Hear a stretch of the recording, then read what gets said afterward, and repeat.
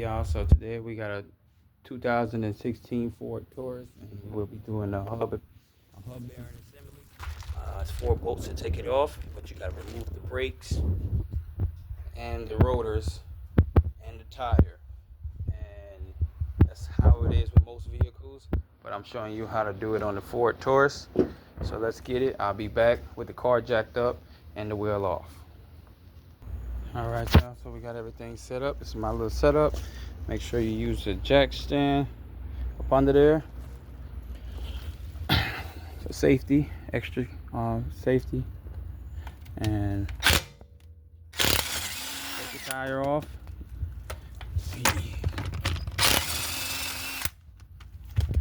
You don't need an impact gun to take it off. You could use a 4-way. I'm just using power tools to be a little faster. But yeah, you do it like that. Get that tire out the way. If you don't have a jack stand, you can put the tire up under there for extra safety. So that's how you do it. So now we're gonna get them brakes and rotors off. And once we get that out the way, and you can see right here, you gotta get that bolt out of there. So that stuff can be rusty, so get you some penetrating oil to lubricate that thing up, so it could be easy to come out. So yeah, let's go ahead and get the brakes and rotors removed too as well. All right y'all, let me show you where we at now. So we're gonna move the brake caliper, the whole thing with the brakes. Remove the 2 bolts that was behind here. As you can see, bolt there, and then a bolt down here. Remove that. Instead of moving this one, we're gonna pull this whole thing out. Let me see if we can wiggle it out on camera. So that's how we're doing it right there. And then we'll get a bungee cord and hold it on the spring. Hold it on the strut. So we use the 18 to get that bolt off behind there, and then we gotta to get the bolt off on the thing, T40 to get the rotor off, the bolt off the rotor, and to get the tire off 3/4. So let's go ahead, get this thing pinned up, and since we're here, we'll see if the rotor. Now I'm gonna get the rotor off. If you can't get it off, you tap it with a hammer. Make sure you don't damage the surface. But let me go ahead and get this pinned up, and then I'll be back. All right, y'all. We got the brake caliper off. The rotor off. We had to hit it in the middle. Make sure you, like when the rotor was on here, tap it like that. This part right here, this surface here. To get it off. And now I'm working on the bolts in the back, which I already have one off, and that's an 8mm. You can see it right there at the bottom is off, and now I got to get that one on that side. I already hooked up to this one here, and then I got to get that one right there at the back. So it's an 18mm, which I had to break it loose. Might be some thread locker on there. So I use a sludge hammer, tap it downwards to break the bolt loose, and then I use my impact gun. So let's get it. Let's get that hub assembly off and get that new one on. All right, y'all. All bolts is out. So it's not coming straight out, which I believe, if I ain't mistaken, I might have to go ahead and take this bolt out too as well. Yep, that's exactly what's going on. So you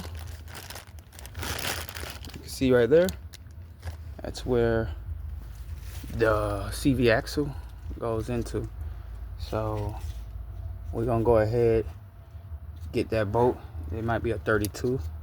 I got that laying around here. You could also go to any parts store like Vance Auto or Rally's and rent the tool to take this off. I believe it's called like a CV axle castle nut removal or something like that. I'm not sure, but let me go ahead and get that tool, and I'll be right back and get this hub bearing off. So I got my axle nut socket set, and oops, wrong side. And I got, so like I said, it might be a 32.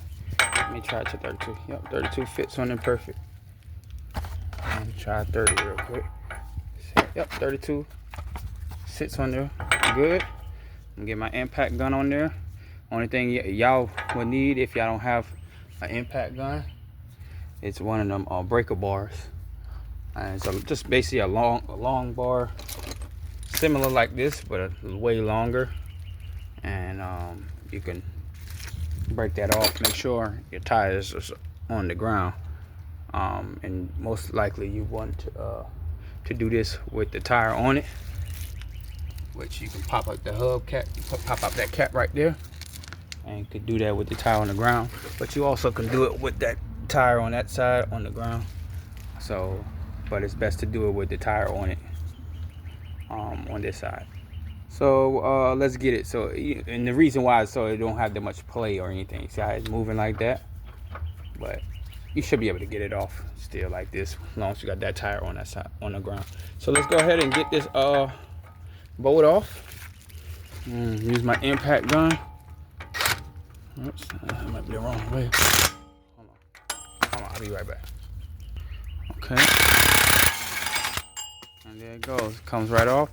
This is supposed to come right off, but it's like rusted or whatever. So what you want to do is kind of, here it comes.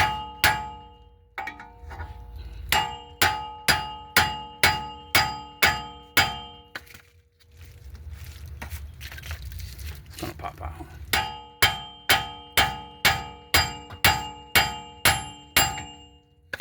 Kind of want to do it in an angle, but you can't really unless you take these bolts off. Let's see if you can whack it.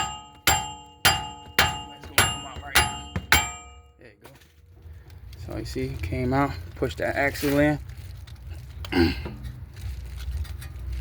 of crazy doing it with one hand. Okay. So let me get this off. It's coming out as you can see. Oh, there you go, right here. So that's the bad axle right here. Now what you want to do is compare it to your new part and match it up. And once you do that, you just reverse the process. Just reverse it, do everything in reverse, and then you're good. There you go. So yeah, this one was bad. I don't know if you can kind of hear it. This one here, you don't hear nothing. Nice and quiet.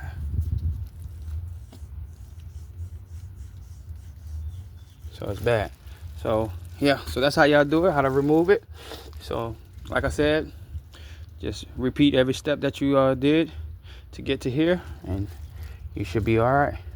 Also, hopefully I didn't tear up mine. You want to kind of remove your ABS sensor, but luckily this one here, it was on the outside. It didn't get caught up on nothing. But yes, you definitely want to move that ABS sensor right here, because if you damage it, you're gonna have a coat on the dashboard. And if you forget, how to remove that, you just get that bolt right there out. That might just be like it could be an 8 or 8 or maybe 10, but it's probably an 8 most likely. But you get that bolt out and then you pull the sensor out. That's how you do it. And if you tear it up, that wire seems like it leads all the way up into here, so you'll have to remove all this here just to get it, but I'm sure it's a clip. Just disconnect and you put it back in. So yeah, make sure you remove the ABS sensor. But this is how y'all do it. Let's get it. Do it yourself. Like, subscribe, all that good stuff. Let's get it.